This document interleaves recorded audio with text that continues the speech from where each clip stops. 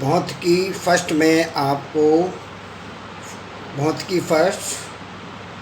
आपको आज हम जो है सापेक्ष वेग कराएंगे, जो आपका चैप्टर नंबर 5 है और नेम ऑफ चैप्टर है आपका लीनियर मोशन, मतलब एक ऋजुरेखीय गति। ठीक है, तो अब इसमें लास्ट टॉपिक बचा है हमारा ये आपेक्षिक वेग। आपेक्षिक वेग क्या होता है? इसमें दो वस्तुएं होती हैं, एक वस्तु की तुलना दूसरी वस्तु के साथ करते हैं। इसमें दो वस्तु होती हैं, एक वस्तु की तुलना दूसरे वस्तु के साथ करते हैं और एक वस्तु की जब दूसरे वस्तु के साथ सापेक्ष करते हैं उसे हम आपेक्षिक वेग कहते हैं। जैसे किसी वस्तु ए का वह आभासी वेग जो वस्तु बी से प्रक्षेपित किया जाए, तो वस्तु ए का बी के सापेक्ष वेग कहलाता है। इसे वी ए बी से व्यक्त करते हैं। ठीक है, तो दो वस्तुएं हैं, एक वस्तु ए है, दूसरी वस्तु बी है। तो वस्तु ए का वह आभासी वेग जो वस्तु बी से प्रक्षेपित किया जाए, तो वस्तु ए का बी के सापेक्ष को हम आपेक्षिक वेग कहते हैं। बी के सापेक्ष वेग को आपेक्षिक वेग कहते हैं। इसे हम वी ए बी से व्यक्त करते हैं। वी ए बी जो होता है, V A B equal to V A minus V B. ठीक है, दो पॉइंटों का वेलोसिटी का डिफरेंस वो आपेक्षिक वेग होता है। अगर है V B minus V A, B का वेग माइनस ए का वेग, जब दो बिंदुओं के वेगों का अंतर होता है उसे हम आपेक्षिक वेग कहते हैं। तो इसका मतलब V A B minus V B A के बराबर होगा। ठीक है, जो न्यूटन की तृतीय गति को शो करता है, तृतीय बल होता है न्यूटन का है। तो ये आपेक्षिक वेग आप समझ गए। आपेक्षिक वेग क्या है? एक वस्तु का वह आभासी वेग जो दूसरी वस्तु से प्रक्षेपित किया जाए, तो ए का बी के सापेक्ष जो है आपेक्षिक वेग कहलाता है। ठीक है, इसे हम वी ए बी से व्यक्त करते हैं। वी ए बी बराबर V A minus V B, V B A equal to V B minus V A, या V A B equal to V B minus V B A है। एक दूसरे के माइनस चिन्ह ले लें तो एक दूसरे के बराबर हो जाते हैं। अब देखिए, इसकी थ्योरी तो हमने समाप्त कर दी है। अब इसके आंकिक प्रश्न आपके चलेंगे हैं।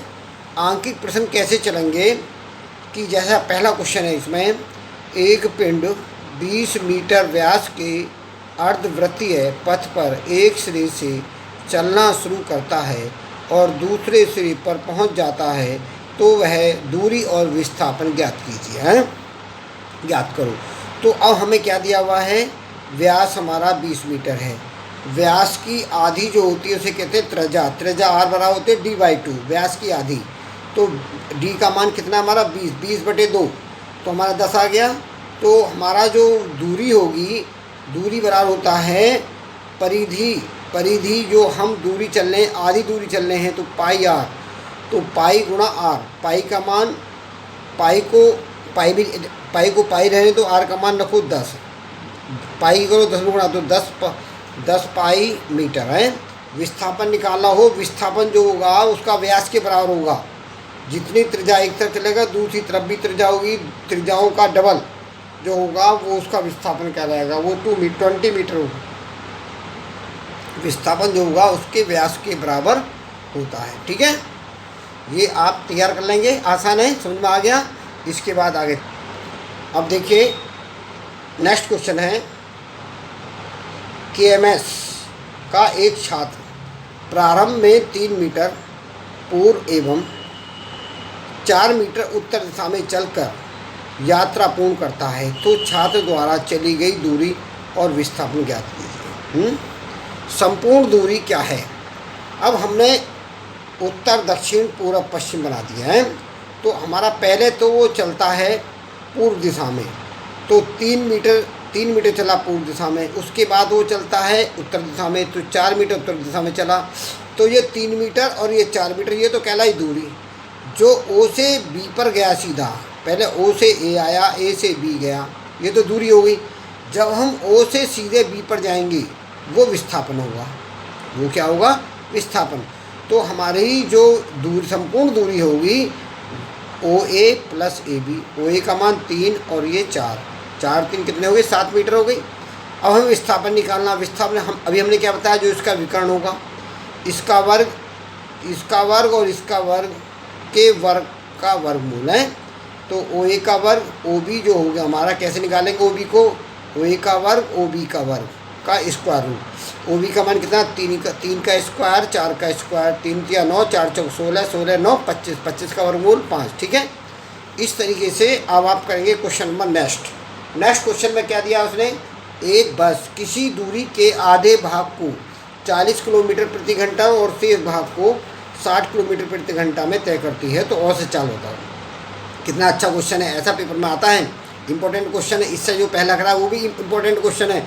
ये क्वेश्चन मैंने ऐसे करा रहा हूँ जो तुम्हें एग्जाम में मिल जाए करने के लिए। ठीक है, V1 कितना है, 40 किलोमीटर प्रति आवर, और V2 कितना है, 60 किलोमीटर प्रति आवर। हमारे दो हैं, ए से बी बिंदु, ए से सी पर जाता है, तो ए से सी टोटल दूरी हमारी x है, और ए से बी की दूरी आधी होगी x/2, बी से सी की दूरी आधी होगी x/2। पहले में चाल कितनी है, 40, दूसरे में चाल कितनी है, 60। तो पहले यहाँ से यहाँ तक का समय निकालेंगे, T1 x बटे 4, मतलब दूरी बटे 4। दूरी कितनी है, 40, और मतलब दूरी कितनी हमारी x, और चाल कितनी है, 40। तो यहाँ पर x/2, तो x बटे 80 हो गया। ऐसे T2 निकालेंगे, x बटे 2 गुणा 60, क्यों चाल 60 है, 60 दूनी 120। तो अब हमें ये समय निकाल लिया, कुल दूरी कुल समय। तो औसत वेग बराबर क्या होता है, x बटे t, कुल दूरी बटे कुल समय। कुल दूरी कितनी है x, कुल समय कितना है, T1 T2 को जोड़ दिया, x बटे 80, x बटे 120। इनका एलसीएम लेंगे, 240 ऊपर जाएगा, बटे हमारा 40 दूनी 80, 40 दिया 120, 3 और 2, 3 और 2 5, 5 x काट देंगे, 5 से भाग देंगे 240 को, तो कितना आएगा 48, कितना आएगा 48 किलोमीटर प्रति आवर है। ये आपको मैंने क्वेश्चन करा दिए हैं, इनकी प्रैक्टिस करना। जो मैंने थ्योरी लिखाई इसको आपको याद करना। आप देखिए गृह कार्य में क्या करना है, ग्राफ द्वारा गति की समीकरण को तैयार करें, ज्ञात करें। ठीक है, पार्ट 2 की मापन व प्रतिशत त्रुटि के जो तैयार करें, जो हमने मापन वाली थ्योरी लिखाई है, प्रतिशत त्रुटि की जो थ्योरी लिखाई है, उसे आप तैयार करें। लेसन नंबर 2 दिया याद करने के लिए। और ये ग्राफ द्वारा जो मैंने समीकरण ये कराई है, ये आपको तैयार करनी है। ये होमवर्क है, इस होमवर्क को अवश्य करना है। किसी को होमवर्क ऐसा डेली का डेली कार्य का डेट बाय डेट डाल करके कार्य करना है। ठीक है, ओके।